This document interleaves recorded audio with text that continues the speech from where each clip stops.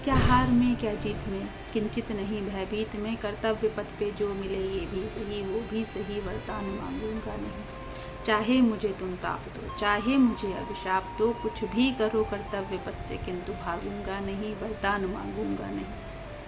शिव मंगल जी, पता नहीं आपने कितना सुना होगा उनको, मगर अगर आपको लग रहा है कि ये सब बोलने का मेरा औचित्य सिर्फ इतना है, कर्तव्य ही आपका धर्म है, इससे अलावा कोई आपका धर्म नहीं है। मैं किसी भी पार्टी विशेष का सपोर्ट नहीं करती हूँ, मुझे मतलब है मुद्दे से, मुझे किसी भी और पार्टी से कोई मतलब नहीं है। पार्टी आती जाती हैं, जाती रहती हैं, पार्टी एक्चुअली प्रॉब्लम है ही नहीं, प्रॉब्लम है जनता, क्योंकि जब भी कोई सरकार को हम लेके आते हैं उसको अपना माई बाप बना लेते हैं। हम लॉ करे हुए हैं, डॉक्टरी इंजीनियरिंग करें, हमें उतनी अकल नहीं है, हमें कुछ नहीं पता है, लेकिन वो जो इंसान वहाँ बैठा है जिसकी एलिजिबिलिटी शायद कुछ भी नहीं, अंगूठा छाप भी हो सकता है, उसी के निर्देशों को और उसकी चीज़ों को हम सही मान के और उसको फॉलो करने लगते हैं।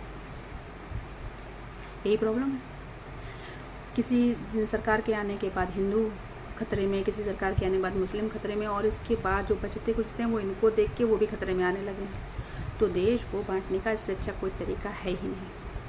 आप फिजिक्स की, इनोवेशन की, शिक्षा की, स्वास्थ्य की, इनकी बातें नहीं करते। आप किसकी बातें करते हैं? कौन किसके धर्म का है, कौन किसका पक्ष ले रहा है, कि कौन संकट में कौन संकट में नहीं है। सिर्फ धर्म विशेष की बातें जहाँ होने लगेगी वहाँ सिर्फ डिवाइड होगा और कुछ नहीं होगा।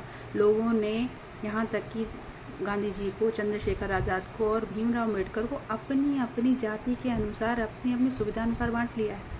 वो सब एकजुट होकर काम कर रहे थे और उनका लक्ष्य एक था, भारत की आज़ादी। लेकिन आपका लक्ष्य क्या है? तोड़ दो, तोड़ दो, सबको आपस में तोड़ दो, और उसके बाद ये इन सब का जो जितना खामियाजा है वो हम भुगतेंगे और उनका जितना बेनिफिट है वो पार्टीज, वो सब एक हैं, आप अलग अलग हैं। अब आप जानिए कि आप धर्म के साथ हैं, आप सही के साथ हैं, आप मुद्दों के साथ हैं, किसके साथ हैं आप ये समझ लीजिए, क्योंकि धर्म किसी भी व्यक्ति विशेष की जान से बड़ा नहीं हो सकता। प्लीज़ उसको गौर से समझिए।